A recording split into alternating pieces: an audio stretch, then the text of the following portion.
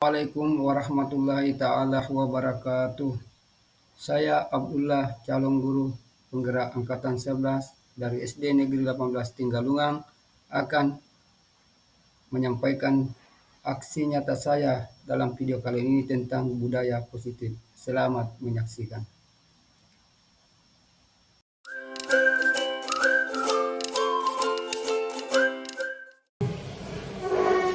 Bismillahirrahmanirrahim.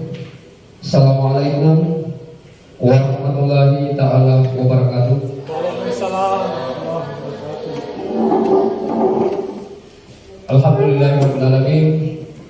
Wassalatu wassalamu ala asrafil anbiya'i wal mursalin Sayyidina Muhammadin wa ala alihi wa sahbihi ajma'in. Amma ba'd. Yang terhormat Ibu Kepala Sekolah serta rekan-rekan, Bapak, Ibu guru seperjuangan.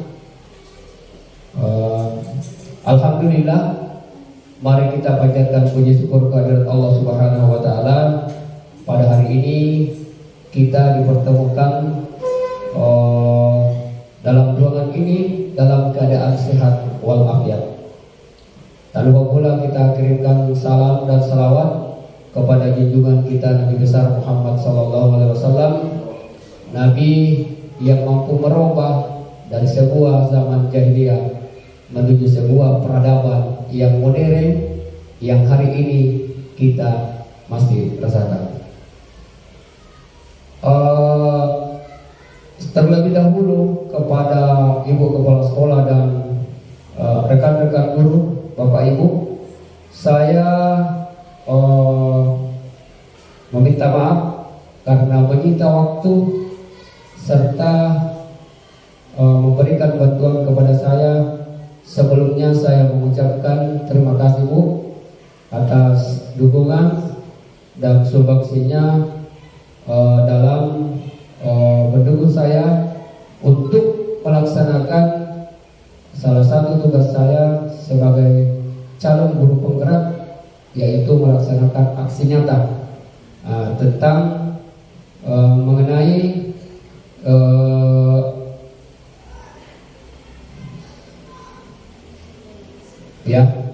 salah satu tugas saya ini adalah mengenai menyebarkan pemahaman dan penerapan pengalaman budaya positif. Jadi ini salah satu modul yang kami pelajari di calon guru penggerak tentang budaya positif. Bapak Ibu barangkali sudah sering dengar tentang yang namanya budaya positif, budaya yang mana di dalam pembelajaran modul ini akan kita pelajari beberapa. Tapi sebelum saya sampaikan mengenai selanjutnya tentang budaya positif, kita simak dulu beberapa yang namanya pertanyaan pemantik, pertanyaan pemantik, yang mana pertanyaan pemantik ini sebentar saya minta kepada Bapak Ibu untuk menjawab setuju atau tidak setuju. Nah, sekarang kita lanjut pertanyaan pemantiknya. Yang pertama, satu, hukuman dapat mendisiplinkan anak itu, apakah Bapak setuju? Ibu, kalau hukuman itu dapat mendisiplinkan anak, apakah kita setuju Bu? Setuju Bu? Ada yang menjawab tidak, ada yang menjawab setuju, ada yang tidak, ada yang setuju. Bapak Ibu barangkali punya alasan tersendiri mengapa mengatakan bahwa hukuman itu bisa mendisiplinkan anak. Yang kedua, memberikan hukuman dengan hal positif, seperti membaca atau membersihkan halaman sekolah dapat meningkatkan mendisiplinkan anak. Setuju Bu atau tidak? Setuju. Oke. Rata-rata kita menjawab setuju yang kedua pertanyaan pemantik ini. Yang ketiga, Memberikan penghargaan dapat meningkatkan motivasi belajarnya. Bapak Ibu setuju ini? Ya, oke. Kita menjawab dari beberapa pertanyaan tematik ini, maka ini nanti kita akan membahas di dalamnya dan kita akan tahu apa yang kita jawab di sini, apa betul atau tidak, sesuai atau tidak. Ada yang tadi setuju yang nomor 3, memberikan penghargaan dapat meningkatkan motivasi anak. Ibu, Bapak Ibu setuju tadi, tapi sebentar kita akan lihat dalam prosesnya, ya. Kemudian selanjutnya, inilah yang kita mau bahas tentang konsep penting budaya positif, ya. Di budaya positif itu ada namanya perubahan paradigma belajar. Nah, ini mindset kita yang dahulu harus kita punya yang namanya ada perubahan agar peserta didik kita itu apa yang dikatakan oleh Bapak Hajar Dewantara, bahwa peserta didik itu kita harus sesuai kodrat alam dan kodrat zaman. Ya, sekarang kita contoh anak-anak sekarang kita pada waktu masih zaman kita sekolah, barangkali terutama juga saya, sekolah belum ada yang namanya HP. Nah, kalau kita mau melihat zaman sekarang itu punya HP, itu beda lagi zamannya. Maka kita harus ada namanya paradigma belajar. Ini. Kemudian disiplin positif. Sebentar kita yang mana dikatakan disiplin positif ini? Karena terkadang kita barangkali dengar ini disiplin positif. Yang ketiga, nilai-nilai kebajikan. Ya, nilai-nilai kebajikan. Kemudian kebutuhan dasar manusia. Ya, jadi kita ini manusia punya dasar, ada kebutuhan kita. Sebentar kita juga bahas. Kemudian ada motivasi perilaku manusia. Kemudian ada posisi kontrol guru. Kita guru ini punya yang namanya posisi kontrol guru. Dan yang mana sebentar kita akan terapkan. Dan apakah kita sudah laksanakan selama ini juga? Nah, sudah masuk atau tidak? Karena ini posisi kontrol guru ini menentukan dalam perkembangan peserta didik kita sendiri. Kemudian keyakinan kelas. Dan juga yang terakhir ini adalah segitiga restitusi. Kita berangkat dulu yang pertama. Ya, berangkat dulu yang pertama, Bu, yang namanya pembelajaran paradigma baru. Kita perhatikan bahwa pembelajaran dengan paradigma baru ini merupakan pembelajaran yang dirancang berdasarkan prinsip pembelajaran berdiferensiasi, sehingga para peserta didik belajar sesuai kebutuhannya berdasarkan tahap perkembangan sesuai teori psikologi modern untuk mewujudkan profil pelajar Pancasila. Dari profil pelajar Pancasila ini, yang ujungnya ini intinya di profil pelajar Pancasila, inilah yang mau dicapai, Bu. Ya, beriman bertakwa kepada Tuhan Yang Maha Esa serta berakhlak mulia. Itu adalah inti kita kepada peserta didik kita. Ya, semua barangkali menginginkan peserta didiknya seperti itu. Kemudian dia mandiri. Ya, mandiri. Artinya kita ini guru bukan lagi artinya kita ini cuma menuntut anak-anak. Ya, menuntut anak-anak, jangan memaksakan anak-anak untuk mengetahui sesuatu atau kita paksakan minat mereka tidak sesuai. Ini yang kita harus memberikan kemandirian kepada mereka. Bagaimana anak itu bisa berkembang? Karena anak di usia anak di SD itu adalah masa-masa emasnya. Masa-masa emas itu anak itu. Makanya kita ini tidak boleh yang namanya memaksakan, karena terkadang kita ini guru memaksakan apa yang kita mau. Padahal tidak semua siswa itu tidak semua sama karakternya. Ini. Kemudian bernalar kritis. Ini juga bernalar kritis. Terkadang juga kita ini guru marah ketika ada siswa kita yang lebih banyak pertanyaannya. Sembarang dia tanya. Ini tidak boleh dipatahkan, Bu. Tidak boleh. Sebab itu artinya mematahkan bernalar kritisnya anak-anak. Biarkan mereka. Tinggal kita guru bagaimana caranya menuntun mereka supaya bisa jangan negatif, dia harus positif. Kemudian kreatif. Anak-anak itu terkadang itu banyak, artinya banyak dia kerja itu terkadang ada pekerjaan tapi dia nggak kerja. Ada sesuatu dia itu pintar, dia itu berinovasi, ini kreatif. Ya, terkadang bukunya dikasih biasa itu dibungkus, dikasih lagi. Itu kreatifnya. Jangan langsung mengatakan, potong buku seperti ini, nah, jangan digambar. Tapi bagaimana kita guru menuntut ini? Kemudian bergotong royong. Ini bergotong royong ini adalah kerjasama, berkolaborasi. Kemudian yang terakhir, berkebinekaan global. Artinya kita itu jangan membeda-bedakan antara spesies tadi. Tidak boleh. Karena terkadang memang kita juga ada punya rasa manusia, ini sifat manusia ada. Apalagi kalau ada keluarga kita, jangan kita membeda-bedakan. Karena di sini biasa terkadang siswa ingin mau belajar, tetapi selama tidak usah deh, keluarganya tunjuk. Inilah yang kita mau, artinya merubah paradigmanya ini semua. Kemudian kita lanjut. Ada sebentar ini perubahan paradigma.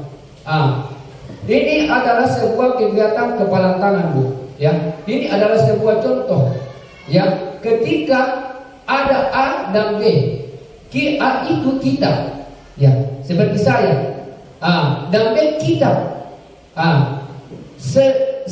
Sobeklah secari kertas kecil, baru tuliskan benda atau sesuatu yang sangat berharga untuk Anda. Letakkan di salah satu tangan kita dan genggam benda sesuatu tersebut dengan segala daya kita, dengan kekuatan kita. Digenggam itu kertas yang kita sudah tulis.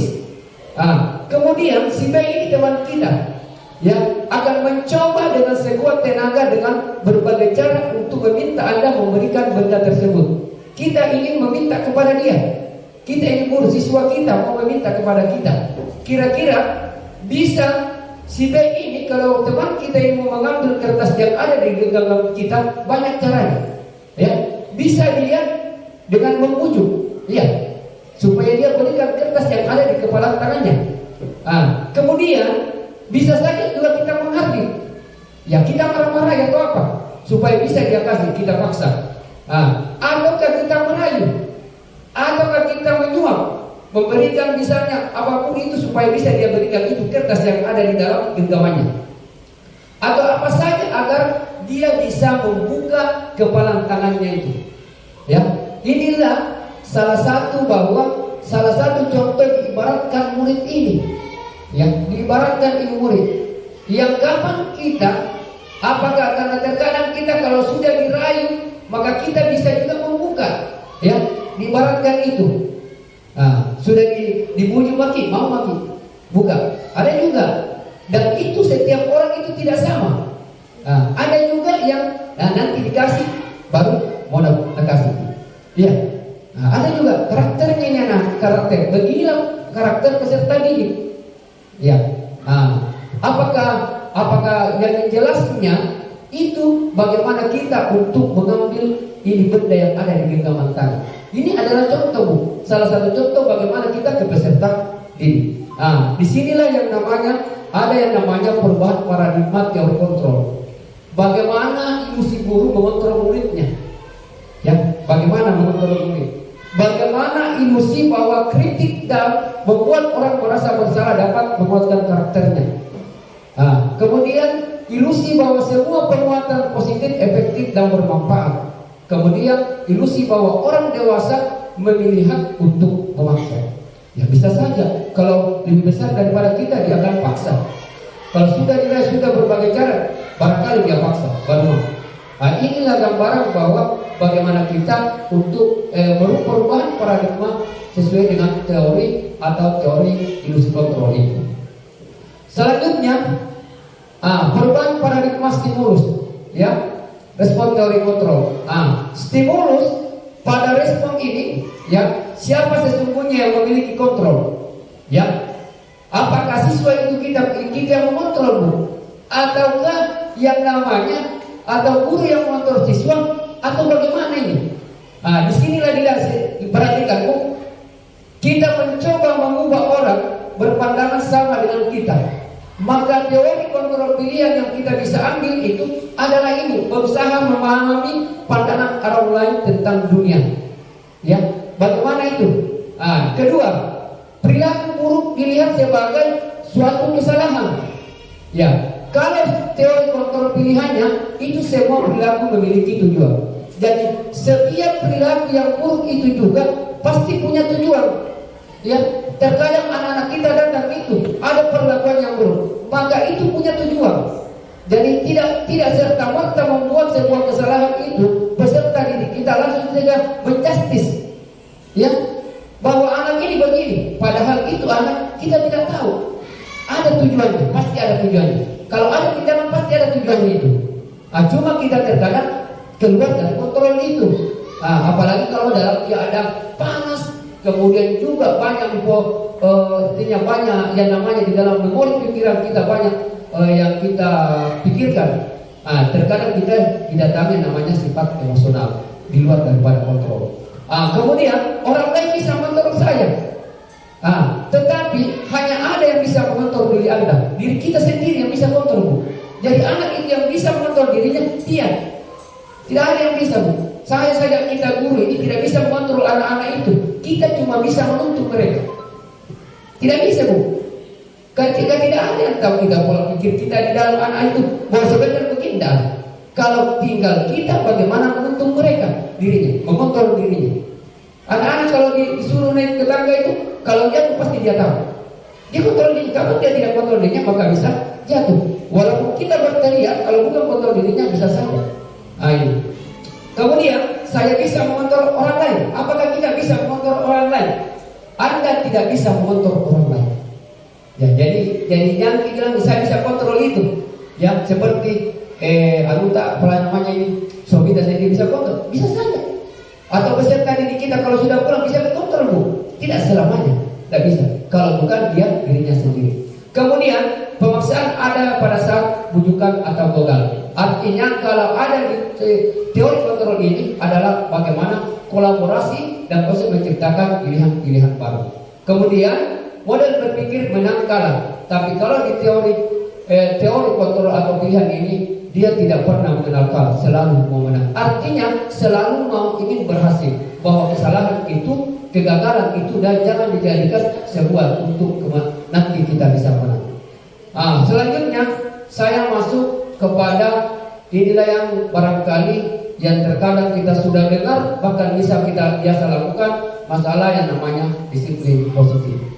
Ya, disiplin positif. Menurut kita barangkali disiplin itu positif bagaimana, Bu? Sebenarnya, apakah anak-anak kalau tepat waktu datang itu kita katakan disiplin positif, ya? Ini dari disiplin itu, dari kalimat dari kata disiplin itu berasal dari kata disiplina, ya. Tulisannya di sini disiplina atau yang artinya belajar. Jadi disiplin itu adalah artinya belajar, ya, belajar. Disiplin mengacu pada disiplin diri yang memiliki tanggung jawab terhadap apa yang dia lakukan berdasarkan nilai-nilai yang dia yakini. Ya, jadi itu namanya disiplin, belajar. Ya, kemudian apa yang dikatakan disiplin positif? Ya, disiplin positif ini merupakan salah satu cara penerapan disiplin yang bertujuan untuk menumbuhkan kesadaran yang memberdayakan peserta didik tanpa imbalan penghargaan. Jadi itu yang dikatakan disiplin. Disiplin positif, anak-anak melakukan sesuatu itu tanpa yang namanya meminta imbalan. Karena ada juga terkadang kita guru sering memberikan imbalan akhirnya mencari. Maka dia belum dikatakan disiplin positif karena dia ada yang ditakuti, ada maunya. Karena sering kita memberikan sebuah yang seperti penghargaan ataupun hadiah-hadiah kepada mereka dalam melakukan sesuatu. Sebagai pendidik sebenarnya kita ini adalah bagaimana menciptakan peserta didik memiliki disiplin diri sehingga mereka berperilaku mengacu kepada nilai-nilai kebajikan universal, ya, dan memiliki untuk motivasi intrinsik dalam perubahan perilaku ke arah yang lebih baik. Jadi itu sebenarnya itu pemberian yang namanya hadiah ataupun penghargaan itu terkadang kita siswa memang, tapi tidak semua siswa itu semua dapat. Makanya ini bisa sebentar akan kita lanjut sebentar menjelaskan masalah yang namanya penghargaan, ya, imbalan penghargaan. Kemudian selanjutnya nilai-nilai kebajikan universal. Ya, nilai-nilai kebajikan universal ini adalah nilai tersebut terdiri dari setiap perilaku perbuatan memiliki suatu tujuan. Apa yang saya tadi sampaikan, bahwa setiap perilaku kita pasti punya tujuan. Tindakan kita punya pasti tujuan. Bu, baik juga peserta didik. Ya, dia mau rajin pasti ada tujuannya. Dia mau yang namanya terlambat datang sekolah cepat pasti ada. Ya, ada dia berbuat di sekolah pasti punya tujuan. Setiap tindakan orang itu punya pasti tujuan. Kemudian dengan mengaitkan nilai-nilai kebajikan yang diyakini seseorang itu, maka motivasinya intrinsiknya akan bisa terbangun sehingga menggerakkan motivasi dia dari dalam untuk mencapai tujuan yang mulia. Ketika yang namanya muncul apa yang diyakini, maka motivasi dalam dirinya itu bisa terbangun. Jadi kapan bisa terbangun? Maka motivasi dari dalam dirinya pasti bisa mencapai tujuan. Apa yang dia tujuan, apa tujuannya, maka bisa dia capai. Kemudian nilai-nilai kebajikan yang dicapai oleh setiap anak Indonesia kita kenal dengan profil pelajar Pancasila. Apa yang tadi yang keenam itu, ya, mulai dari bertakwa kepada Tuhan Yang Maha Esa sampai dengan berbineka global. Kemudian ini yang dibawa ada namanya inilah yang nilai-nilai yang di dalam profil pelajar Pancasila. Kita lanjut. Kebutuhan dasar manusia. Setiap manusia itu, setiap kita ini pasti namanya ada kebutuhan dasar manusia. Apa itu kebutuhan dasar manusia, Bu? Bapak Ibu, sekarang perhatikan, kebutuhan dasar manusia itu segala sesuatu yang kita lakukan untuk mendapatkan apa yang kita inginkan. Seluruhnya, seluruh tindakan yang kita lakukan memiliki tujuan tertentu, ya. Dan semua usaha yang terbaik yang kita lakukan adalah dalam rangka kebutuhan dasar kita terpenuhi dengan baik. Ini kebutuhan dasar manusia. Yang mana kebutuhan dasar manusia itu? Ya, pasti kita tahu. Kebutuhan dasar kita ini. Ya, ada 5 kebutuhan dasar manusia. Kita perhatikan, Bu. Ini. Ya, setiap orang atau setiap peserta didik itu butuh yang namanya kebutuhan dasarnya itu satu, bertahan hidup. Ya, semua orang itu, apalagi kalau siswa. Karena tidak bisa ini kalau dia tidak makan atau pakaiannya tidak ada, tempat tinggalnya, keamanannya, kebutuhan ini yang tidak ada, maka siswa lihat bagaimana pelajarannya di sekolah. Pasti dia datang itu semrawut, kemudian tidak yang namanya siap menerima pelajaran. Banyak dia melakukan sebuah keyakinan kelas yang jalankan. Ini kebutuhan dasar manusia yang pertama itu bertahan hidup, ya. Yang kedua, kasih sayang dan rasa diterima. Ini juga. Inilah yang anak-anak ini yang dia minta ketika berbuat kesalahan itu jangan langsung kita menjustis. Karena siapa tahu di rumahnya tidak mendapatkan namanya kasih sayang, ya. Ini yang dia cari di sekolah. Siapa tahu di sekolah bisa dia dapat kasih sayang. Butuh perhatian, Bu. Kasih sayang ini. Ini. Makanya kita jangan langsung, ini anak ini, apa ini? Tidak boleh, Bu. Jangan sampai ada tujuannya kasih sayang. Karena dia tidak butuh yang namanya kasih sayang yang ada di keluarga. Siapa tahu orang tuanya sudah bisa, ataukah ada di keluarga yang mamanya sakit semua, maka dia bisa saja berbuat. Karena ini diperhatikan. Kemudian ada namanya penguasaan. Kebutuhan manusia itu penguasaan yang ketiga ini, harga diri. Jadi setiap peserta didik kita itu punya harga diri juga. Makanya kalau kita hukum, terkadang anak-anak itu sudah minder, malu. Kenapa? Karena kita langsung menghukum. Ini makanya punya harga yang namanya harga diri, keinginan untuk dianggap. Jadi terkadang kita di dalam kelas biasa terkadang juga itu terus siswa, padahal tidak boleh. Karena bisa saja ini anak mau juga dihargai, mau juga yang mau dianggap. Ya. Kemudian juga berprestasi, mau juga diakui itu anak.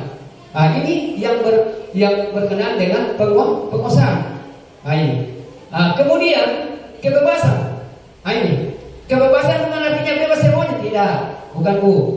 Artinya kebebasan ini bisa dia mandiri, memiliki pilihan, mencoba yang baru, mampu mengendalikan arah dirinya. Jadi itu anak-anak punya juga kebebasan, artinya kreatifnya, atau dia mau, misalnya anak-anak itu minatnya ini, jangan dipaksakan. Karena biasa terkadang anak-anak hebat di matematika belum tentu hebat di agama. Iya. Nah, jadi berikan kebebasan kepada mereka. Jangan langsung begini, kita kalau ini. Jangan dulu. Karena setiap manusia itu punya kelebihan dan punya kekurangan. Jadi jangan menganggap ini atau teman kita sendiri. Mengantung ini tidak boleh kok. Kenapa? Karena setiap orang itu pasti punya kelebihannya. Ada kelebihannya itu. Tidak ada itu manusia tidak punya kelebihan. Cuma terkadang kita cuma melihat dari satu sisi saja. Kemudian kesenangan. Manusia itu pasti butuh kesenangan. Tidak ada yang sedih terus bu. Tidak ada. Pasti butuh juga kesenangan. Disinilah kita apabila kelima kebutuhan dasar ini ada yang tidak terpenuhi, maka inilah terkadang peserta didik kita terkadang melakukan yang namanya sebuah kesalahan. Ya, baik di dalam kelas maupun di luar kelas. Karena kebutuhan ini, yang 5 ini tidak terpenuhi. Maka kita sebagai seorang pendidik, seorang guru harus mengetahui ini bu, supaya kita tahu, tindakan saya ini salah kalau begini, keliru. Ya, karena tidak semua anak itu sama, tidak sama. Kemudian kita lanjut kepada teori motivasi perilaku manusia. Ini teori motivasi perilaku manusia. Ya, di sini satu, untuk menghindari ketidaknyamanan atau hukuman, apa yang akan terjadi apabila saya tidak melakukannya. Ini terkadang itu pengaruh dari luar. Ya, menghindari. Ya, tidak mau diadu karena datang nanti dihukum kalau tidak datang. Itu bukan dari dalam diri kita, bukan. Itu pengaruh eksternal. Namanya pengaruh dari luar. Ketika kita menghindari hukuman, maka itu artinya bukan dari diri kita. Itu adalah dari luar. Dari luar itu, belum dari diri kita ini, belum. Makanya siswa itu terkadang itu cepat datang, ada juga menghindari dirinya, atau memang ada juga anak tidak. Ada juga memang dia tidak, istilahnya gurunya setiap hari melihat itu tetap dia rajin datang. Kenapa? Karena itu dari dalam.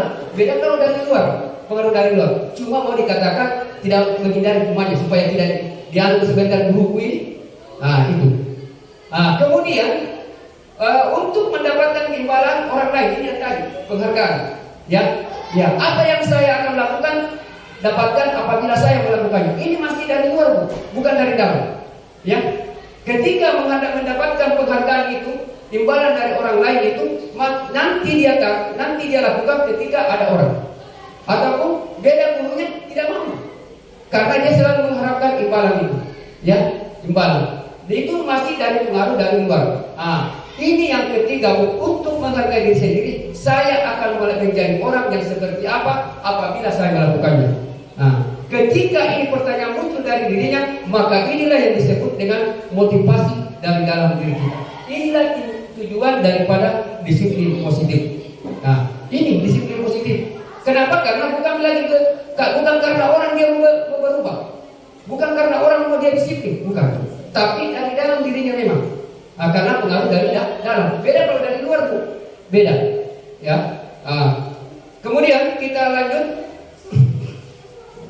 Dihukum oleh penghargaan, pikiran tadi. Penghargaan itu bu, kalau kita kasih, ini yang tadi banyak mengambil setuju bahwa apabila penghargaan itu bisa meningkatkan kedisiplinan. Tapi ternyata penghargaan itu bisa menurunkan kualitas. Kenapa? Karena itu di dalam peserta didik tidak semua dapat penghargaan. Kemudian itu yang dapat penghargaan selalu mau, tetapi nanti ada orang, nanti ada imbalannya. Tapi mematangkan kepada siswa lain, peserta didik lainnya. Pasti dia bilang, tidak usah kita kerja, ada gitu. Ya, pasti itu bahasanya itu anak-anak. Bilang dia tuh lagi dapat itu, dia lagi di saat itu bukan di kita, bukan kita dikasih penghargaan. Ini adalah menurunkan kualitas itu kalau kita selalu memberikan imbalan ataupun penghargaan kepada anak. Kemudian penghargaan mematikan kreativitas.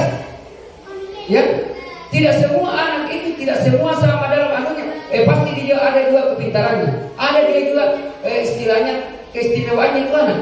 Tapi karena selalu dikasih penghargaan, maka anak yang lain tidak lagi mau berkreativitas. Kenapa? Itu tunjuknya.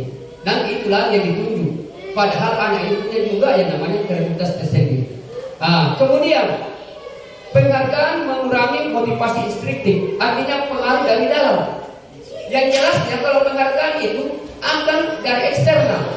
Mengapa? Karena nanti kalau saya bagus punya saya itu pasti dapat kain, pasti ada yang jualan. Nah, inilah yang artinya penghargaan itu mengurangi dari kesadaran disiplin dari dalam diri kita ini, dalam diri siswa. Karena pasti kita bilang, sebentar ini kalau bagus pekerjaanku dapat 100 kak, ada lagi imbalanku.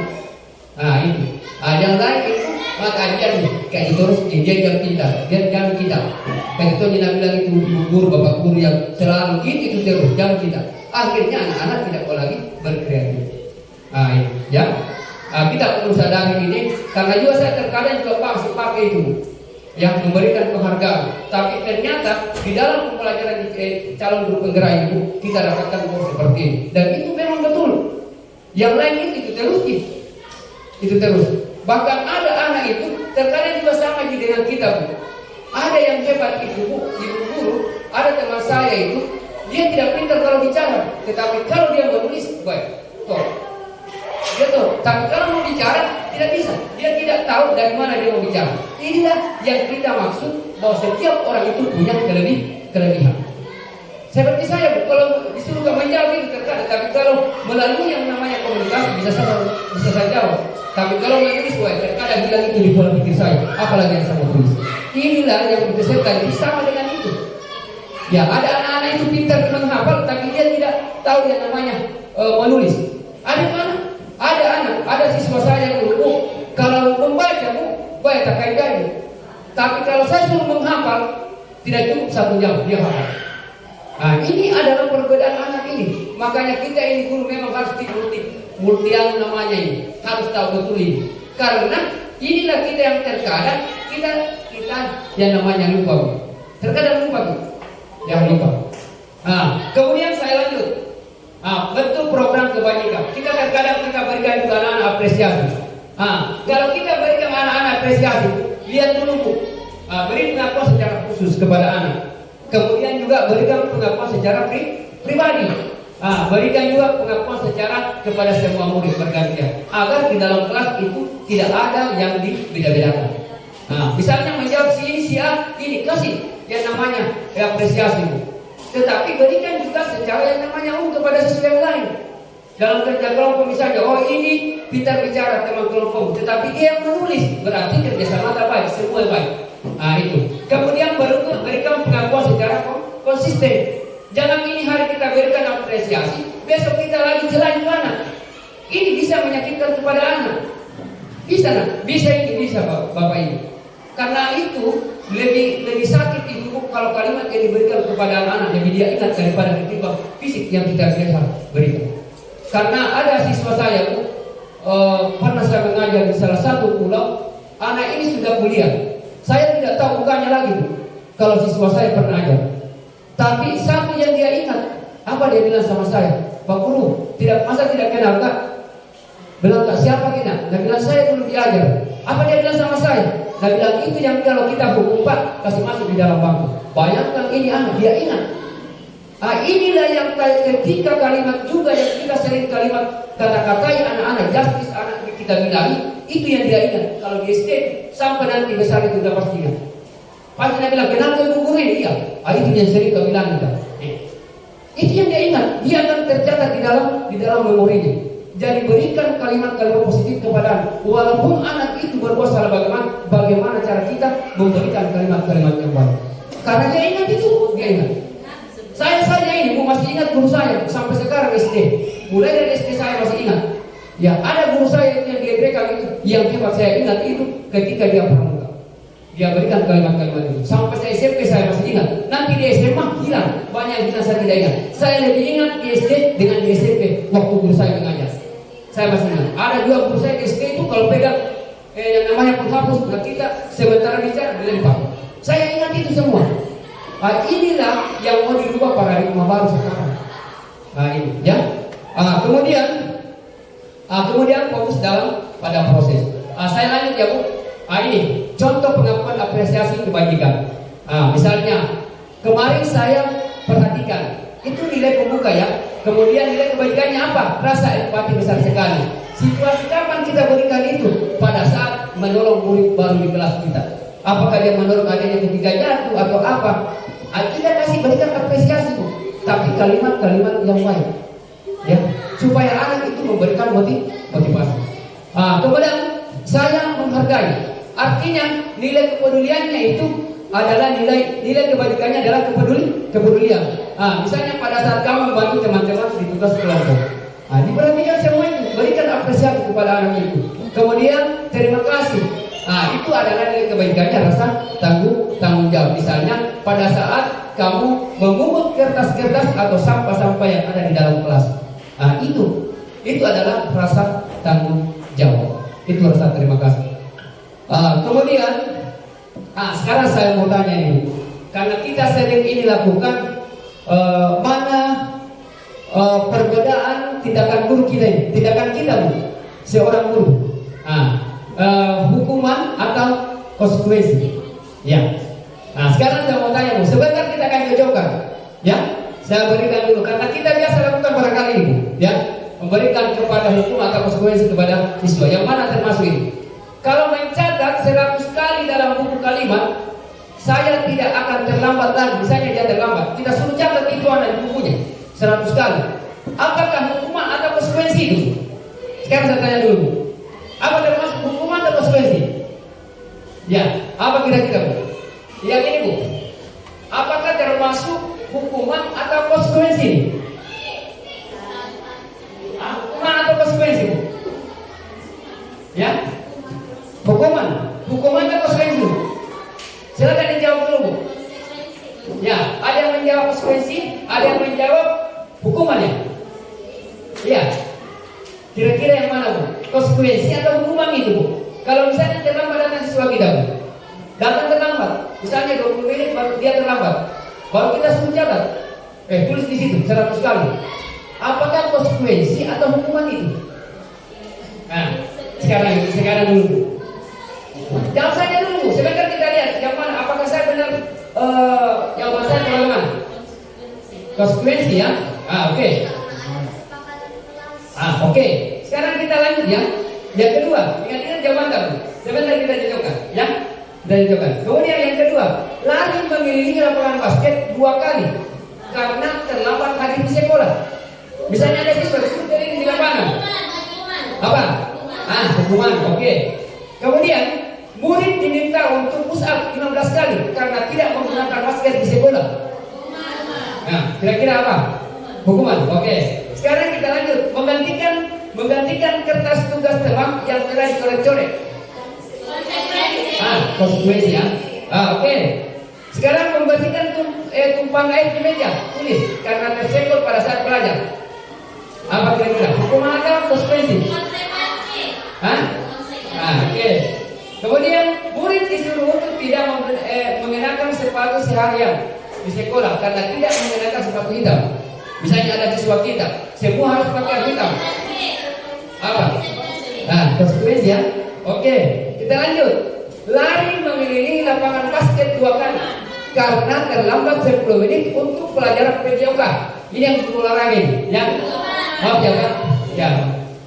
Lari mengelilingi lapangan basket 2 kali karena terlambat 10 menit untuk pelajaran PJOK. Kita ingat jawabannya, ya. Kita ingat. Sekarang saya akan perlihatkan yang mana sebenarnya. Apakah jawaban yang kita sampaikan tadi cocok dengan ini? Ya, ya. Perhatikan, ya. Ya. Oke, satu. Kita lihat, ya. Kita lihat. Sorry. Perhatikan. Ya. Kenapa hukuman ini pada saat ini yang satu mencatat? Karena dia ini bukan guru olahraga. Masa disuruh keliling? Ya, tidak sesuai dengan itu. Maka dia itu adalah hukuman, bukan konsekuensi. Ya, oke? Kemudian lari mengelilingi lapangan basket, ini hukuman juga, Bu. Karena dia bukan pada saat belajar olahraga. Masa anak-anak kita suruh pada saat baju putih? Ya? Masuk akal tidak? Masuk akal, toh? Ya.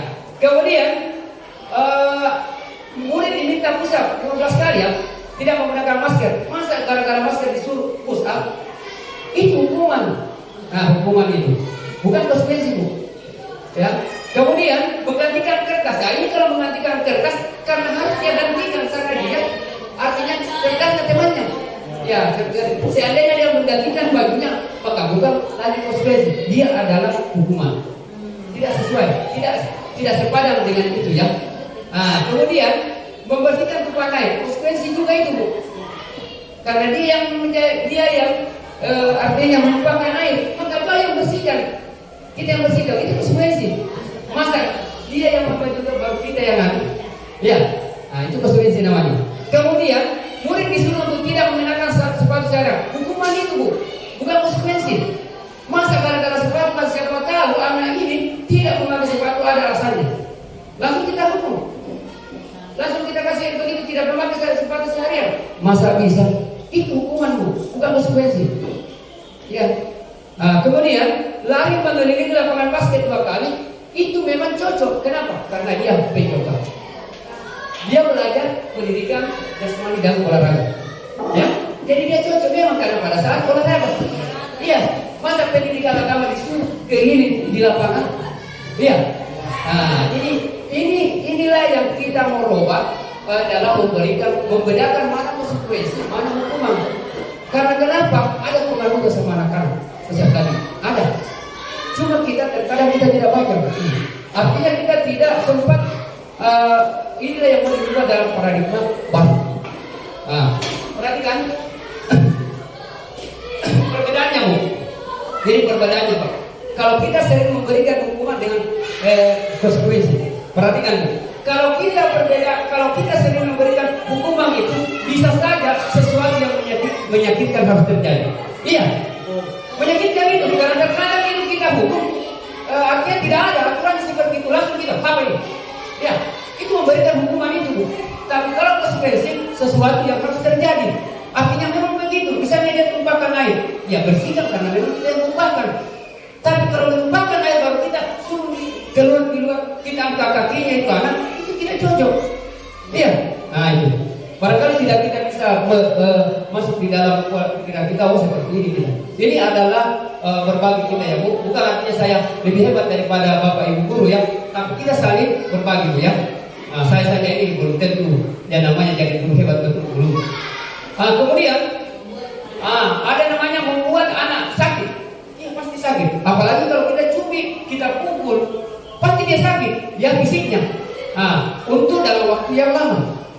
Masih ingat saya guru saya waktu saya dulu, kalau tidak menyambut di dalam kelas itu Bu, disuruh berjejer.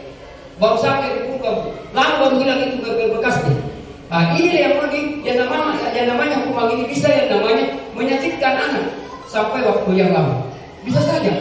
Ya, bahkan saya di SMP pernah saya ingat itu guru SMP saya masih belum memakai namanya spidol, masih kaku. Terkadang itu kaku ada 2 di sini baru kita dikasih anak di kepala. Ini. Tapi pada zaman itu beda, ya beda dengan sekarang. Kemudian anak menghargai disiplin. Kalau kita kasih konsekuensinya. Kemudian itu kalau dihukuman dipaksa. Ada unsur paksaannya di sekolah anak, dipaksa itu anak. Tapi kalau konsekuensi stimulus atau tanggapan. Jadi ini perbedaannya kalau di hukuman dengan konsekuensi. Kemudian mendorong anak menyakiti diri sendiri. Bisa saja dia sakiti anaknya karena depresi sering dihukum.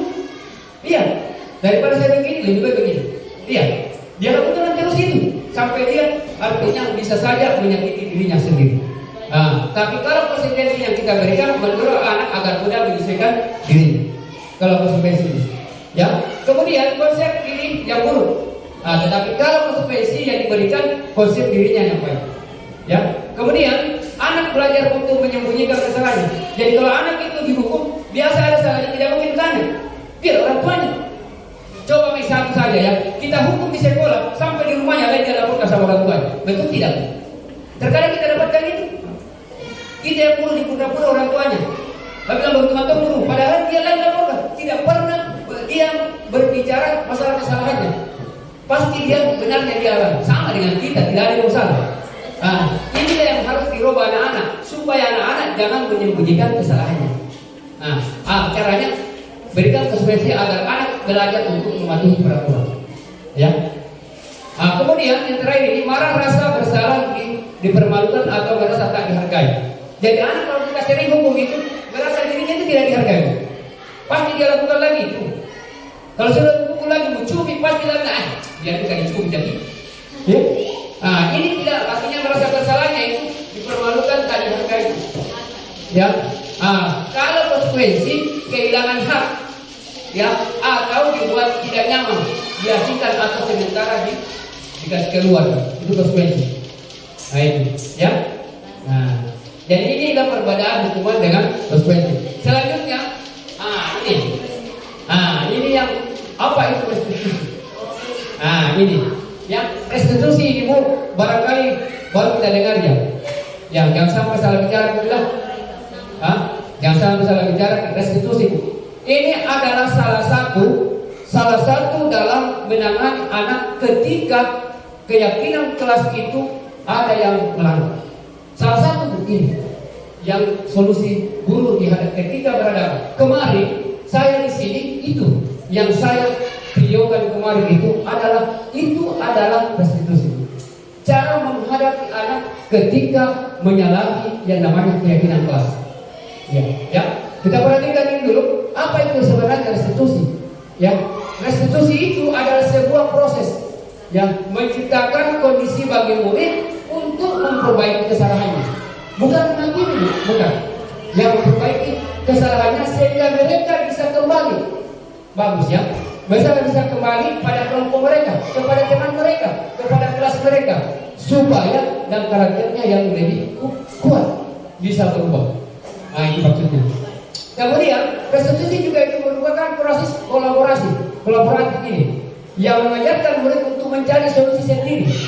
Jadi jangan kita yang menghukum mereka, memberikan yang namanya hukuman atau apa, tapi dia sendiri peluang apa yang dia bisa supaya kesalahan itu tidak bisa lagi terjadi. Misalnya dia datang di sekolah terlambat, berikan kepada anak-anak itu juga apa kira-kira yang kau bisa lakukan sehingga tidak bisa lagi terlambat. Berikan kepada mereka, pasti dia bicara. Ya misalnya anak, kamu sering terlambat, bagaimana ini? Apa kira-kira yang kamu bisa lakukan supaya tidak terlambat? Pasti dia bicara itu, pasti dia. Jadi jangan kita memberikan aturan, berikan kepada mereka dia yang bicara apa maunya. Jadi kalau dia langgar berarti dia sendiri, karena dia yang mengeluarkan solusi, bukan kita. Ya. Kemudian mencari solusi dan membantu murid berpikir. Jadi intinya identitas yang gagal pada hukuman yang diberikan kepada anak peserta didik kita. Itu identitas gagal.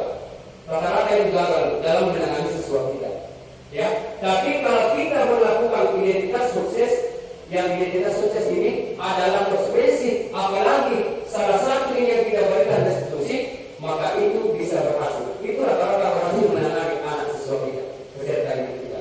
Ya, perhatikan ciri-ciri bagaimana itu restitusi. Ini ada 9 cirinya, Bu. Kalau kita melakukan restitusi, 1, buka untuk menebus kesalahan. Artinya itu anak-anak diajarkan jangan kita menebus kesalahannya, ya, tetapi namun untuk belajar dari kesalahan. Kemudian memperbaiki hubungan, tawaran atau bukan paksaan. Restitusi menuntut untuk melihat di dalam dirinya. Kemudian restitusi mencari kebutuhan dasar untuk tindakan. Restitusi diri adalah cara yang paling baik. 7, restitusi fokus pada karakter bukan tindakan. 8, restitusi fokus pada solusi. 9, restitusi mengembalikan murid yang berbuat salah pada saat berkelompok. Inilah 9 ciri-ciri restitusi. Kita lanjut ya. Ini perhatikan, ketika kita berikan hukuman maka tidak terencana, biasa tiba-tiba. Kalau itu tidak kasih hukuman kepada siswa tadi, coba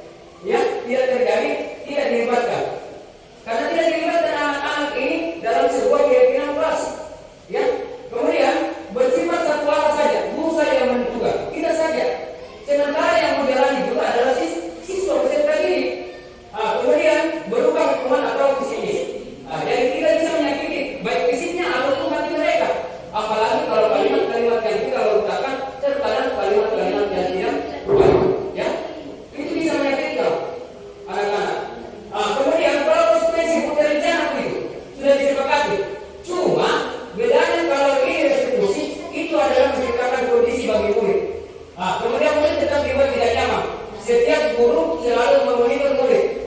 Proses kalau di sini restitusi, proses kolaborasinya mengajarkan murid untuk mencari solusi sendiri. Jadi bukan guru yang menentukan solusi, siswa yang diminta.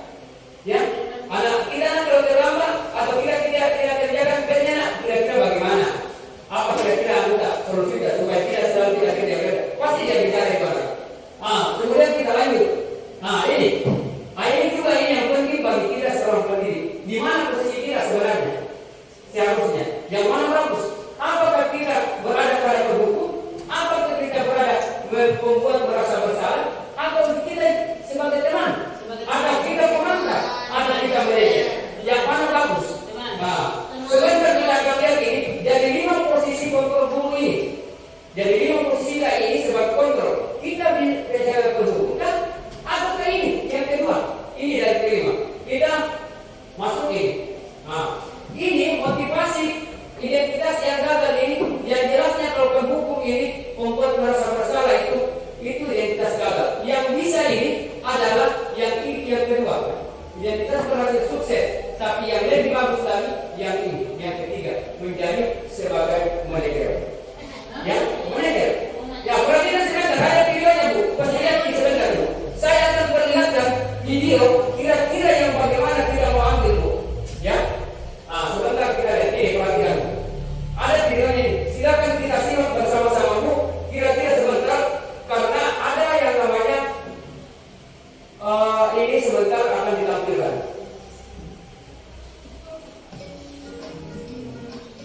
Perhatikan Pak sebentar. Perhatikan Pak. Bahagia Ibu dan Bapak Guru hebat dalam penerapan disiplin positif restitusi. Salah satu program yang dikembangkan adalah 5 posisi kontrol. 5 posisi kontrol dalam restitusi adalah proses perjalanan seorang pendidik agar dapat mengenali dirinya. Pada video kali ini, kita akan membahas tentang 5 posisi kontrol yang dikembangkan oleh Diane Dawson dan contoh penerapannya.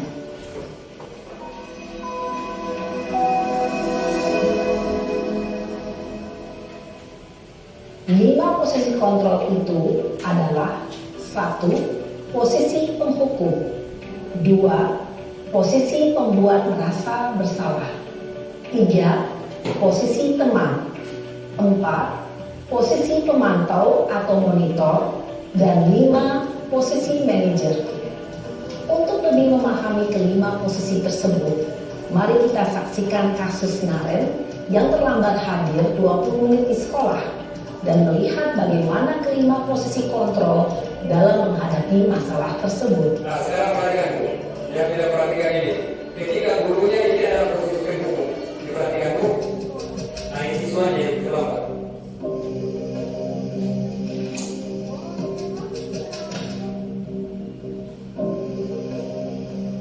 Naren, sini kamu. Selamat pagi Bu. Selalu terlambat. Kamu deh, pasti terlambat. Maaf Bu, saya Apa? Apa coba? Alasan kamu apa lagi? Kapan sih kamu tidak terlambat? Malas sekali ya kamu jadi anak. saya Dasar pemalas. Gak kapok-kapok sih kamu. Sudah berapa kali terlambat? Sana, kamu keliling lapangan basket 2 kali. kenapa saya harus keliling lapangan basket Bu? Kenapa? Kamu melawan ibu. Berani-beraninya jawab. Sudah terlambat, masih berani jawab pula. Sekarang, keliling lapangan basket 5 kali sekalian. Biar kapok. Cepat. Pergi sana ke lapangan basket. Posisi penghukum biasanya berbicara dengan nada tinggi, menghardik, menunjuk-nunjuk, menyakiti, dan menyindir. Hukuman bisa berupa fisik maupun psikis. Ibu dan Bapak Guru hebat. Dampak yang terjadi pada murid ketika guru berada pada posisi penghukum adalah murid cenderung akan memberontak, bahkan menyimpan dendam.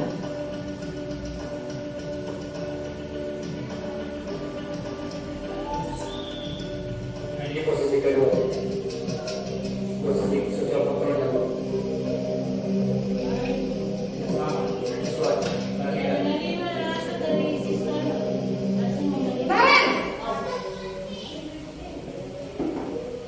Selamat pagi Bu. Naren, kamu kenapa terlambat lagi, nak? Ya Tuhan, Naren, kamu senang ya bikin ibu susah ya? Kalau kamu terlambat lagi, nanti ibu yang ditegur bapak kepala sekolah, nak. Disangka ibu tidak bisa membina kamu. Duh, gimana ini? Maaf Bu. Duh, Gusti Naren, kamu suka ya kalau ibu ditegur bapak kepala sekolah? Terus, sekarang ibu harus tulis apa ini di buku absen? Ini kamu sudah sering terlambat loh. Ibu harus apa coba? Maaf Bu. Maaf sekali. Ya sudah, lain kali jangan bikin ibu susah lagi ya nak ya. Ibu tidak akan kuat lagi kalau kamu begini terus. Bisa jantungan kalau ibu tegur bapak kepala sekolah. Sana cepat ke kelas. Maaf ya Bu.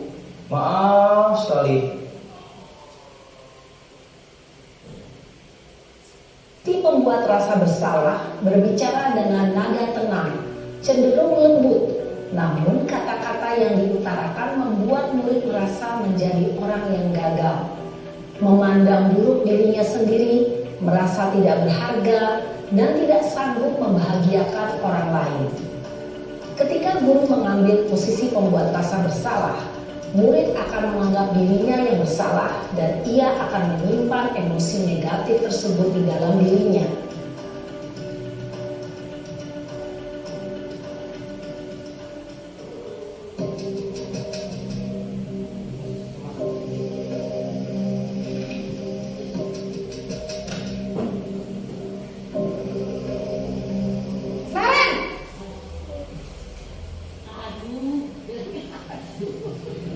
Selamat pagi Bu. Wah, sudah jam berapa ini nak? Terlambat lagi ya sayang. Iya Bu. Habis ibu saya lupa bangunkan saya Bu. Kamu malah menyalahkan ibu kamu.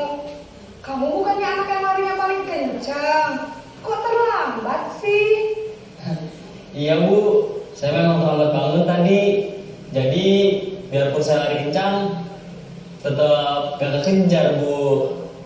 Ya sudah sana. Nanti lain kali larinya lebih kencang lagi ya. Biar gak terlambat lagi. Bikin senang ibu. Demi ibu. Bisa kan? Bisa lah Bu. Ya sudah sana masuk kelas. Ibu beresin urusan absen kamu. Kamu ini ada-ada saja. Posisi teman, guru berbicara dengan nada suara ramah, akrab, cenderung bersenda gurau untuk menjaga suasana tetap santai. Murid akan merasa senang, aman, dan akrab dengan guru. Identitas yang tercipta adalah identitas sukses atau berhasil. Namun, perlu diingat, karena ini masih dorongan eksternal, maka ada faktor ketergantungan dari murid kepada orang tertentu. Di sini, guru absennya, sehingga di lain waktu, murid bisa berperilaku baik, namun hanya kepada orang-orang tertentu saja.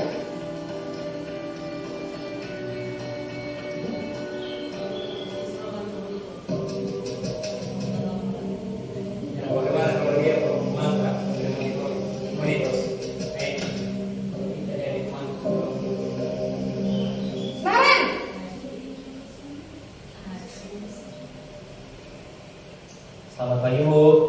Naren, apa peraturan sekolah kita tentang jam berapa kita harus masuk sekolah, nak? Kita harus di sekolah jam 7 Bu.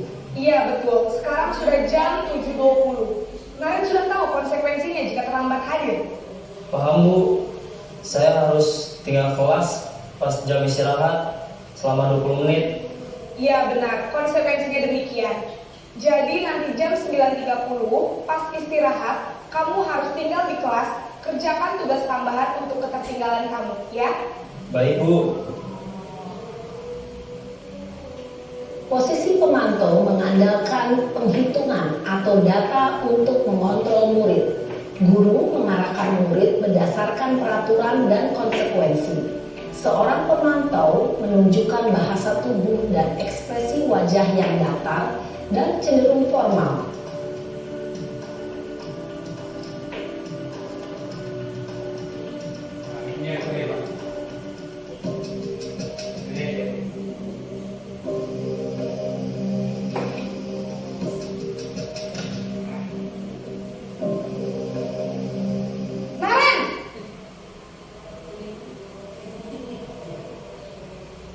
Selamat pagi, Bu. Selamat pagi, Naren. Maaf, Bu, saya terlambat. Iya, sekolah masuknya jam 7, sekarang sudah jam 7.20. Jadi sekarang bagaimana ini, Naren? Maaf, Bu, saya lupa setel alarm saya semalam. Baiklah, menurut kamu, keyakinan sekolah yang mana yang perlu kamu tingkatkan? Menghargai diri sendiri dan orang lain mungkin ya, Bu. Setuju. Jadi, apakah Naren meyakini prinsip saling menghormati tersebut? Iya, Bu, saya meyakininya. Apakah Naren bersedia memperbaiki masalah keterlambatan ini? Bersedia, Bu. Bagaimana kamu akan perbaiki masalah keterlambatan ini? Saya akan coba untuk tidak lupa menyetel alarm saya, Bu. Baik, kalau Naren lupa menyetel alarm di rumah, ada orang yang kira-kira bisa bantu mengingatkan tidak? Ada, Bu. Kakak saya, Kak Ema. Ada lagi selain Kak Emma? Selain Kak Ema, ada ibu saya. Baik, jadi yang mengingatkan Naren adalah Kak Emma dan ibu kamu ya. Kira-kira akan mulai setel alarm kapan nih, Naren? Setelah pulang sekolah, akan segera saya lakukan. Baik, jadi Naren akan setel alarm untuk bangun besok pagi dan akan diingatkan oleh kakak dan ibunda Naren ya. Ada lagi yang mungkin perlu dilakukan, Naren, agar tidak terlambat bangun lagi? Tidak ada, Bu. Baik, Naren, terima kasih untuk kerjasama kamu. Sekarang kamu perlu kembali ke kelas untuk belajar. Baik, Bu, terima kasih. Posisi manajer adalah posisi kontrol yang disarankan untuk membimbing murid memiliki sikap disiplin yang positif, yaitu murid yang mandiri, bertanggung jawab, dan dapat memecahkan. Ya, inilah dari 5 posisi kontrol guru. Jadi diusahakan ini kita bagaimana diusahakan untuk berada pada manajer. Kita selanjutnya kita perhatikan ya, dari 5 posisi kontrol ini yang terkadang kan ini adalah yang dilakukan keyakinan kelas. Ya, keyakinan kelas itu apa? Mengapa keyakinan kelas itu bukan peraturan kelas? Ya, kita perhatikan dulu. Mengapa keyakinan kelas bukan peraturan kelas? Kita perhatikan yang ini. Harus keyakinan kelas. Karena misalnya Bu ya, mengapa kita memiliki peraturan harus menggunakan helm bila mengendarai kendaraan motor roda 2? Kenapa kita harus melakukan? Ya, menghindari polisi. Ya, itu peraturan. Kita mengatakan peraturan. Padahal kalau kita itu meyakini bahwa helm itu ketika kita pakai adalah untuk pengaman kepala kita, bukan sekedar bahwa mengakui peraturan. Ya, makanya namanya keyakinan. Di kelas juga begitu. Ya, beda itu Bu, beda. Kalau kita menggunakan helm karena takut sama polisi, atau kita yang namanya mengikuti peraturan, maka tidak akan muncul keyakinan bahwa helm itu berfungsi untuk melindungi kepala kita ketika kita mendapat kecelakaan. Kedua, mengapa kita memiliki peraturan 3M? Menggunakan masker pada saat itu waktu COVID, kita mencuci tangan dan menjaga jarak 1,5. Kalau ini yang tidak bahwa ini seperti ini, tidak ada keyakinan bahwa kita ini memakai ini karena kita adalah ini sehat.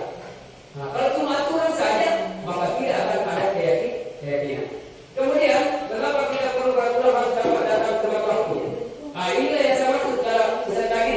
Makanya itu bukan peraturan kelas, karena peraturan kelas itu akan muncul namanya keyakinan kelas. Nah, makanya disebutlah keyakinan kelas sekarang. Kalau dulu misalnya datang 5 menit sebelum jam 7 ke sekolah, ya, sebelum 5 menit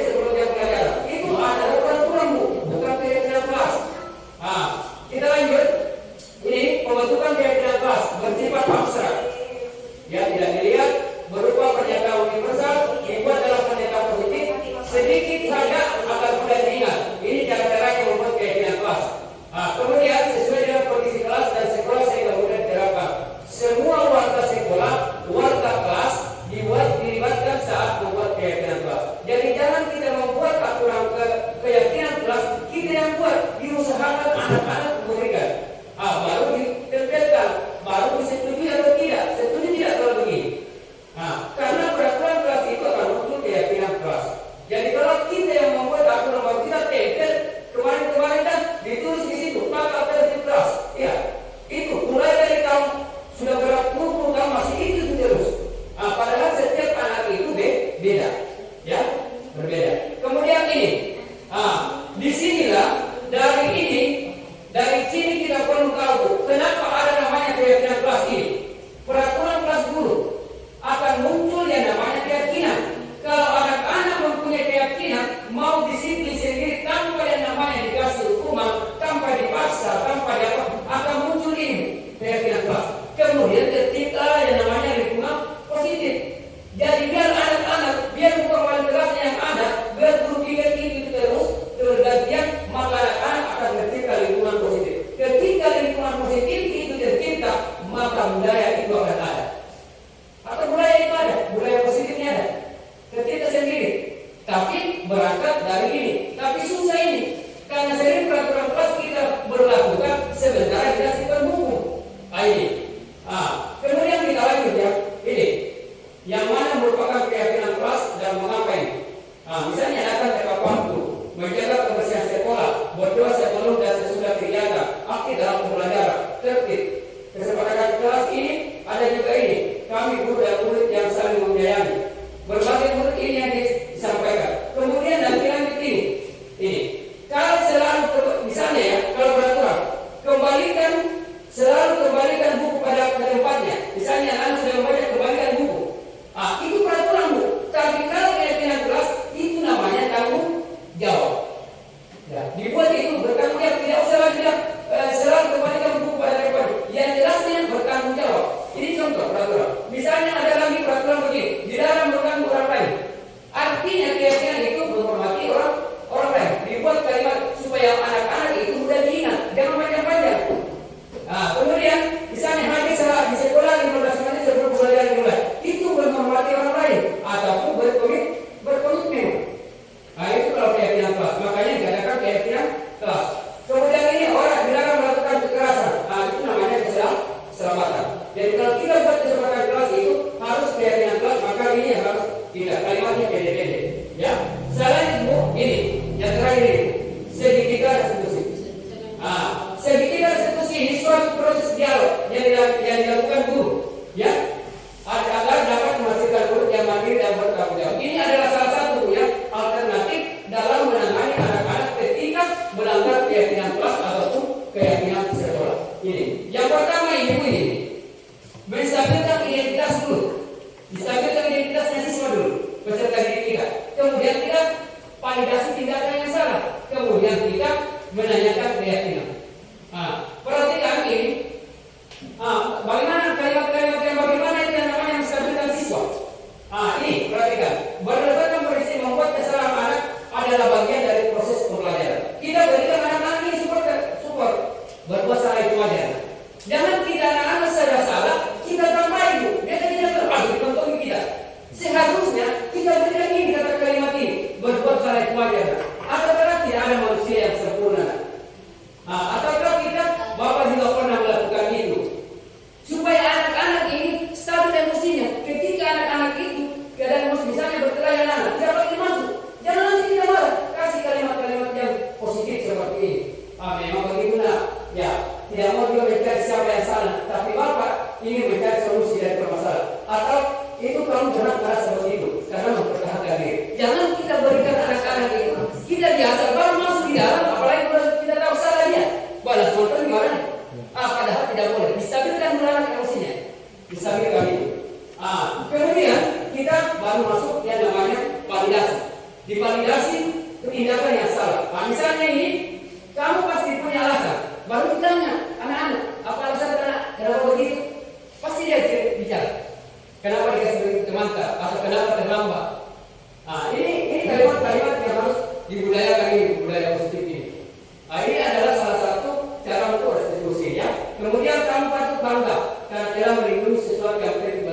buat kami. Nah, ini ditanya, ini adalah salah satu validasi yang salah, tindakan yang salah ya. Jadi ditanya anak-anak itu dulu, jangan langsung bagi misalnya buka ini, itu jangan terkadang tidak mau jadi namanya terbuka. Kemudian ini menanyakan keyakinan, ini yang tadi, yang menanyakan keyakinan kelas kita, nilai-nilai apa yang dia langgar, pasti dia sebut karena dia sudah buat. Karena anak-anak dia buat sendiri, kemudian dia dapat pasti dia bicara. Bukan kita yang buat, tapi kesempatan kita guru dengan peserta didik kita. Makanya itu harus hati-hati ini, hati-hati kita ini, karena terkadang anak-anak sering diberikan hukuman itu tidak berhasil itu. Kenapa? Karena selalu akan dia ingat itu. Apalagi kalau kita kalimat yang biasa kita lontarkan ini, kita di Indonesia Timur ini terkenal dengan biasa kata kasar.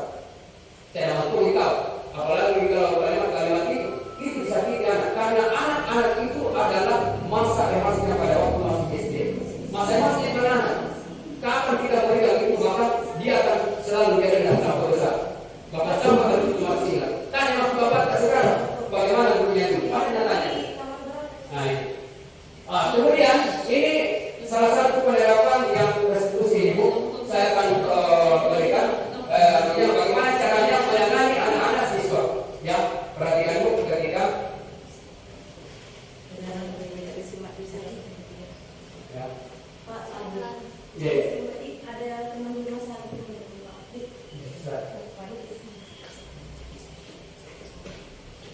Saya akan berikan ibu film supaya ibu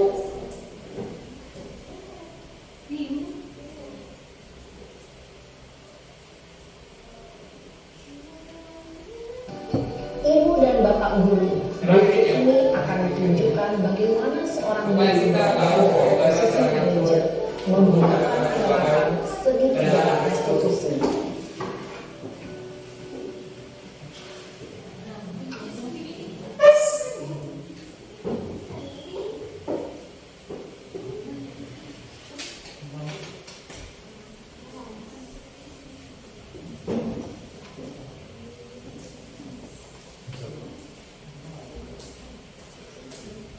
Lain Eka di depan kelas, coba. Ada menanyakan bagaimana caranya kalau kita menghadapi siswa namanya menggunakan penerapan segitiga restitusi. penerapannya.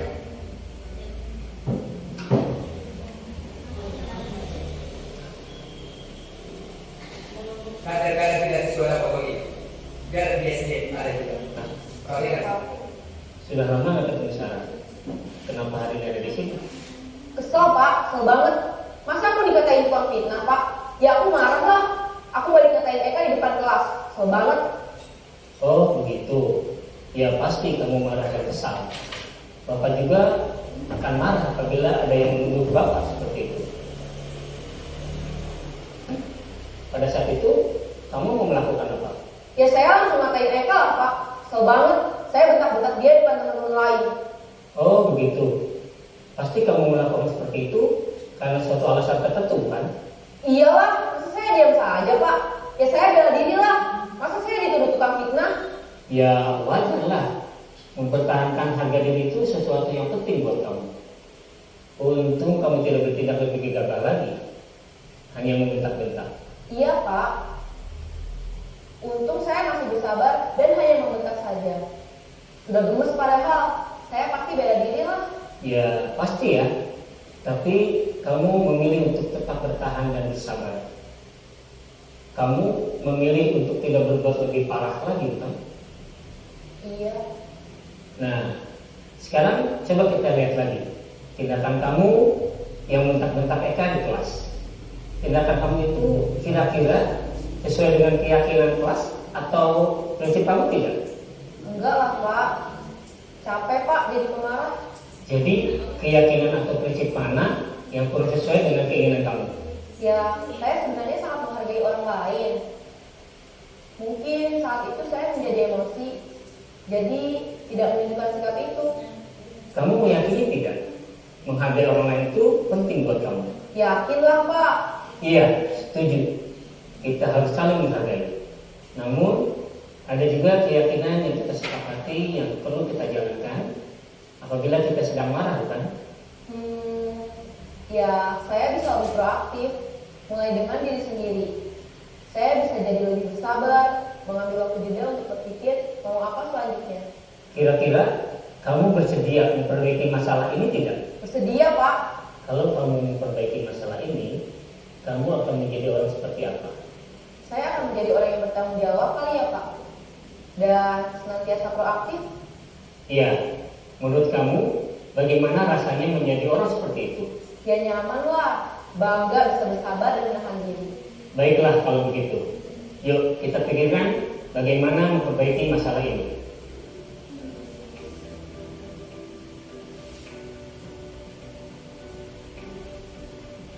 Ibu dan Bapak guru hebat, baru saja kita menyaksikan contoh bagaimana seorang guru berada dalam posisi manajer menggunakan penerapan segitiga restitusi. Mari kita bahas satu persatu. Pada sisi pertama, menstabilkan identitas berdasarkan pada prinsip bahwa membuat kesalahan adalah bagian dari proses pembelajaran. Sisi pertama dari segitiga ini berperan menggeser identitas murid dari identitas gagal ke identitas sukses. Murid yang sedang bertingkah laku yang tidak pantas atau menarik diri. Yang itu barangkali ya karena ini apa yang tadi saya jelaskan tentang penerapan segitiga restitusi. Makanya dalam penerapan segitiga restitusi dalam menangani anak-anak peserta didik kita harus distabilkan dulu identitasnya, baru memvalidasi, baru yang namanya meyakini anak-anak ini ya. Kita perhatikan selanjutnya saja tentang ini ya, tentang disiplin positif. Bagaimana sebenarnya dalam penelitian disiplin positif menurut teori yang namanya Dr. Bidan Besar. Jadi ini semua perilaku tujuan ini, teori motivasi untuk menghindari hukuman ini yang tadi saya jelaskan, ada hubungannya semua dengan model berpikir menang-menang. Ini kolaborasi 5 posisi kontrol. Yang kita perlu perhatikan di sini, ketika kita sebagai 5 posisi kontrol guru ini, dia berada di mana? Ini penghukum yang membuat rasa bersalah ini 2 posisi kontrol guru ini, dia berada pada untuk menghindari hukuman saja. Ya, jadi ketika anak-anak ini kita kasih penghukum atau pembuat rasa bersalah, dia itu cuma menghindari hukuman. Kemudian ketika kita menjadi teman atau pemantai, dia berada pada untuk mendapatkan ibadah. Dia berada posisi itu. Kemudian untuk yang namanya manajer ini, inilah posisi yang berada untuk menghargai dirinya sendiri. Seperti yang tadi pada penerapan ke SN3 restitusi ini adalah dia bertindak sebagai manajer.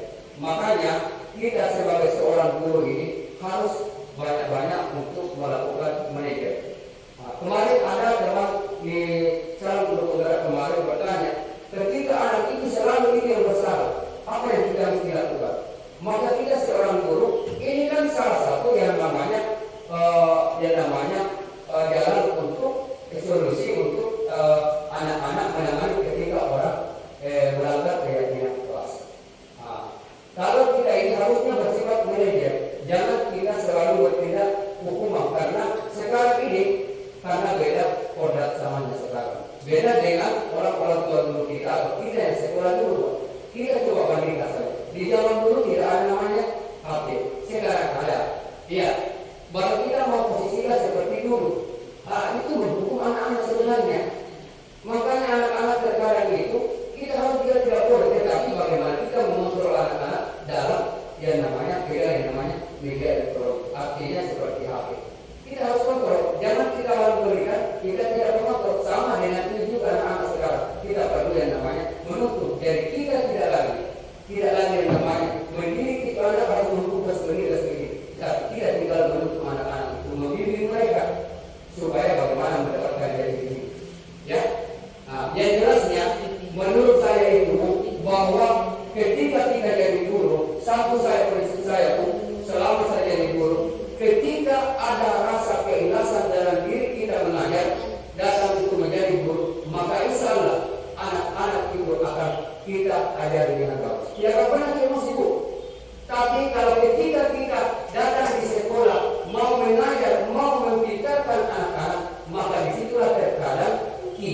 yang namanya marah. Kenapa marah? Ketika anak-anak tidak tahu, kita marah. Tapi kalau kita ikhlas, insya Allah tidak akan marah. Kenapa? Karena setiap anak itu punya yang namanya berbeda-beda. Karena terkadang anak pintar di matematika belum tentu di bangsa Indonesia. Iya. Kan begitu barangkali juga siswa tahu, ya. Sama juga dengan saya. Nah, inilah yang kita perlu yang namanya keikhlasan dalam mendidik anak-anak. Ya, maka memang kita ini guru, makanya dikatakan pahlawan tanpa tanda jasa. Ya. Kemudian sebagai penutup, dalam penerapan program disiplin positif ini, hendaknya kita ini guru memiliki standar kepribadian. Ya, agar profesional sosial baik di mana guru mampu merepresentasikan dirinya dalam posisi kontrol saat ini. Bagaimana perjalanan dirinya sebagai amo atau dia sebagai manajer yang menuntut murid menjadi bisa yang mandiri, merdeka dan bertanggung jawab. Standar nasional pendidikan. Inilah yang diciptakan oleh Bapak Ki Hajar Dewantara. Nah, oleh karena itu, mudah-mudahan hari ini apa yang saya sampaikan ada yang kita bisa bawa pulang dan kemudian kita bisa praktekkan kita dari peserta kita di dalam kelas kita masing-masing. Mudah-mudahan hari ini apa yang saya sampaikan bernilai ibadah kepada Tuhan, bahkan bisa menambah pengetahuan kita dan wawasan kita. Amin. Ya Rabbal Alamin. Jadi dalam kurangnya apabila di dalam pemaparan saya ini banyak kesalahan ataupun ada kalimat yang tidak sempurna, maka saya anggap bahwa perlu disempurnakan dan saya minta maaf apabila ada kekurangannya. Ya, beginilah bahwa setiap orang itu punya keluar, tidak ada manusia sempurna. Jadi yang kurangnya mohon dimaafkan. Demikian. Assalamualaikum warahmatullahi wabarakatuh. Terima kasih.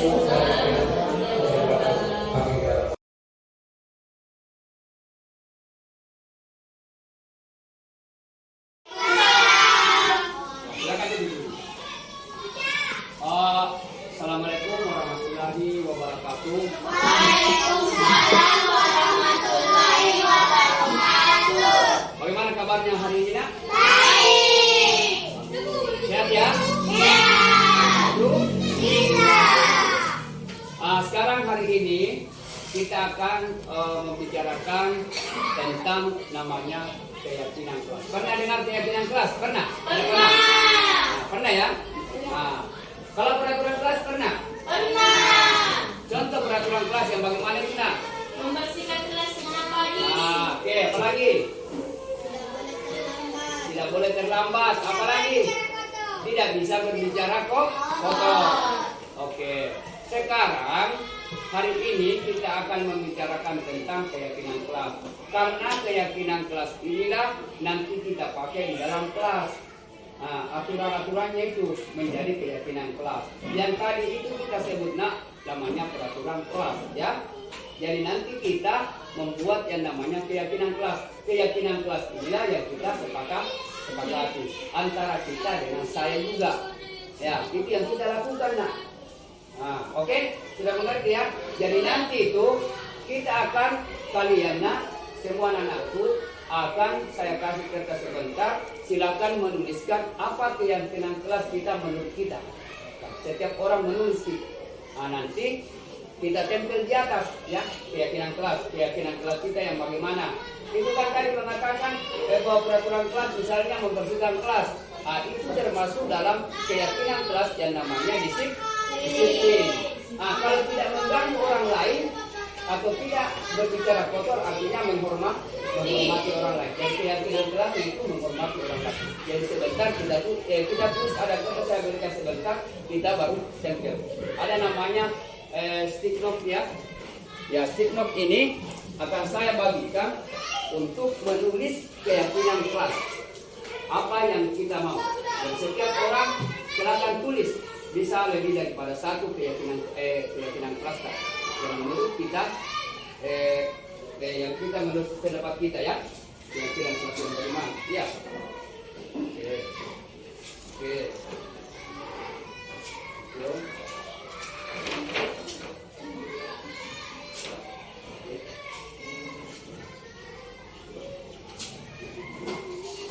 Sekarang anak. Ya, sekarang kita tulis. Ya, silakan menulis keyakinan kelas. Ya. Misalnya keyakinan kelaslah yang bagaimana itu? Jujur, itu kan kalimat-kalimat yang positif. Jadi kita membuat keyakinan kelas itu adalah kalimat-kalimat positif. Ya, sama dengan kalau peraturan kelas sebenarnya ini. Cuma ada perbedaannya. Kalau keyakinan kelas itu kalimat-kalimat yang digunakan adalah kalimat positif. Misalnya jujur, bertanggung jawab, apalagi kerjasama. Ya, silakan ditulisnya. Silakan ditulis. Itu misalnya menurut kita, jujur, kita harus jujur, kita harus disiplin, kita harus bertanggung jawab. Sebentar kita akan membacakan ini ya.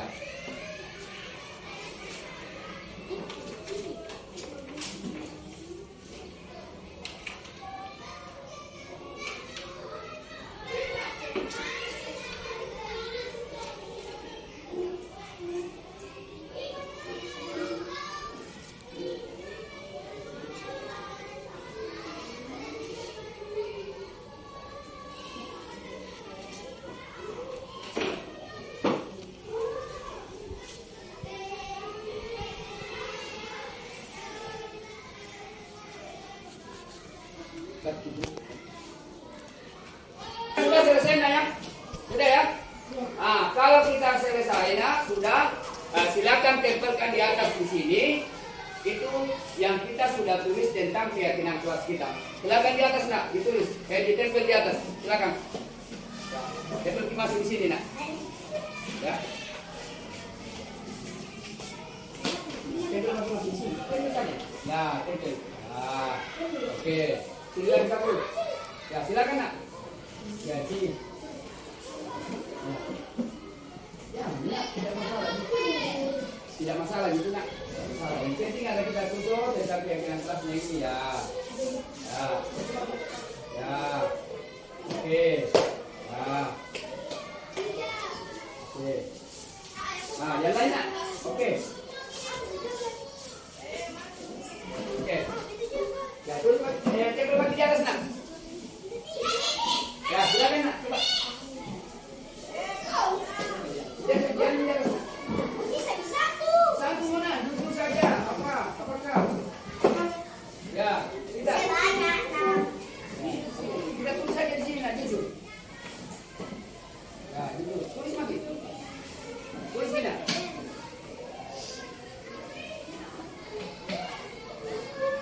Sudah ya? Ya, memang tempel ni nak. Ya, naik kita di atas tempel. Ya. Satu minat. Biar satu. Sebentar kita bacakan sebentar. Ya, oke. Oke. Sekarang. Kenapa ini? Nama apa Pak? Oke.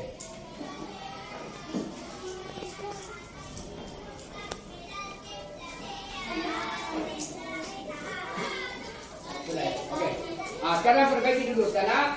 Sekarang dengar. Sekarang perhatikan yang di sini saya lihat yang banyak menulis ini ada namanya disiplin keyakinan kelas. Yang banyak menulis keyakinan kelas itu disiplin. Kemudian ya. Kemudian ada juga yang namanya jujur. Oke. Sekarang ada juga ini disiplin juga yang banyak. Yang kemudian ada juga menghargai pendapat teman. Oke. Kemudian berperilaku sopan. Berperilaku sopan itu sama dengan menghargai teman, ya. Kemudian ada juga yang menulis di sini tanggung jawab. Ada juga di sini siapa ini? Ya, disiplin juga ini. Kemudian ada juga yang menulis kerja sama. Jadi keyakinan kelas kita ya hari ini untuk kelas 5 itu adalah satu disiplin. Yang kedua kerja sama. Ketiga tanggung jawab. Keempat jujur. Kelima menghargai sesama teman. Itu.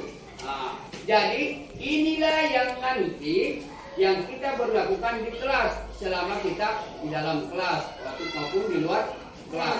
Itu aturannya ya. Itu adalah keyakinan kelas kita ya. Jadi bukan lagi namanya peraturan kelas, keyakinan kelas. Jadi kalau misalnya Anda tidak membersihkan kelas tak, maka itu adalah tingkat disiplin satu kurang. Artinya kita menyalahi keyakinan kelas kita yang tadi itu tentang disiplin. Oke?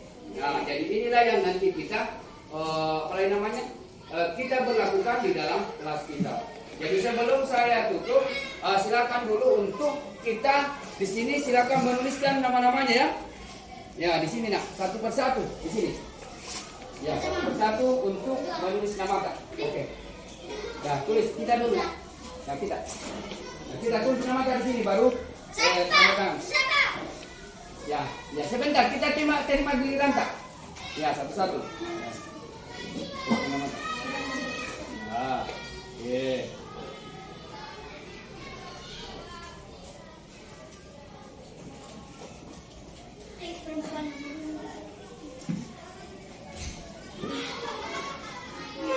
Di sini kita tanda tangan.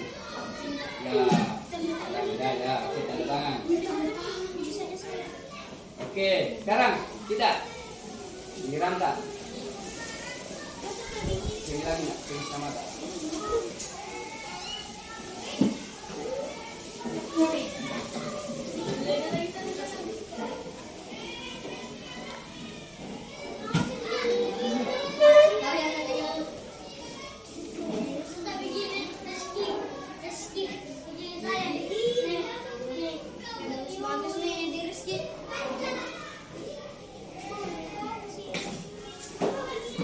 Ya, lanjut. 3.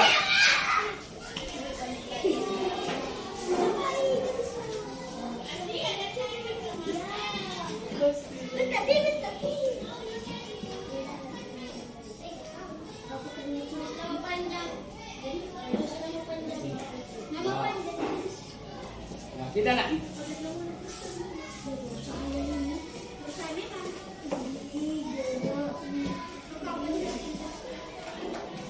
Seperti Jokowi minum di sini dirinya.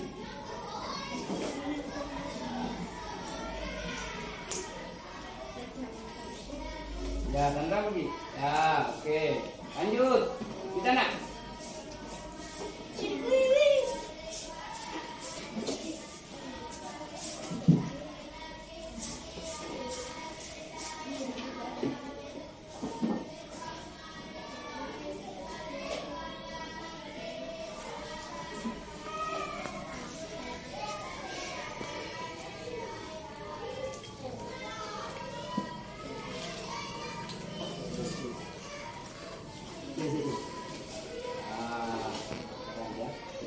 Ya, silakan maju. Duduk makin dulu. Nanti panggil Pak Guru.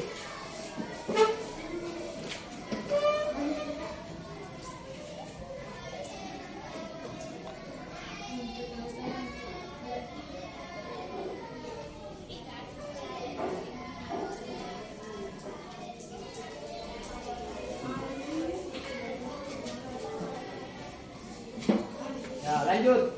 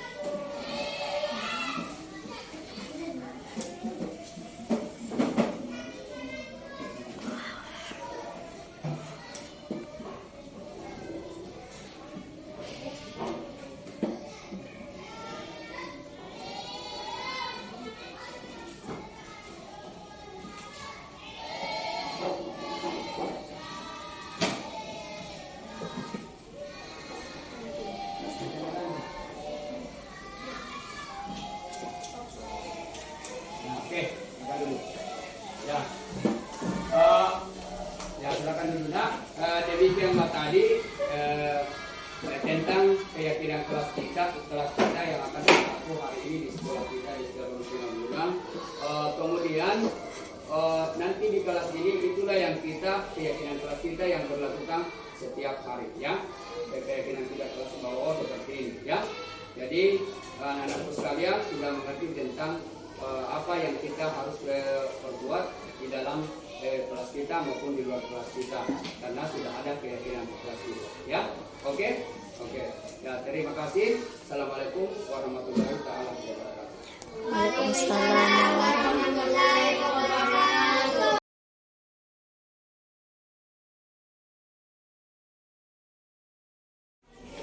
Nama saya Nela Putri Mampo. Saya dari SDN 18 Tunggalungan. Saya Abed Akil Framaja. Saya dari SDN 18 Tunggalungan. Muhammad Rizky Adnan dari SD 18 Tinggalungan.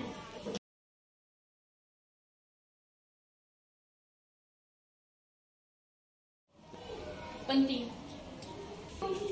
Sangat penting. Sangat penting.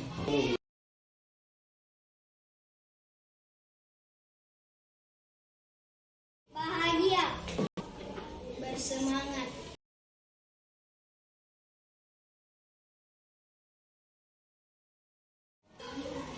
Karena dapat menumbuhkan rasa tanggung jawab.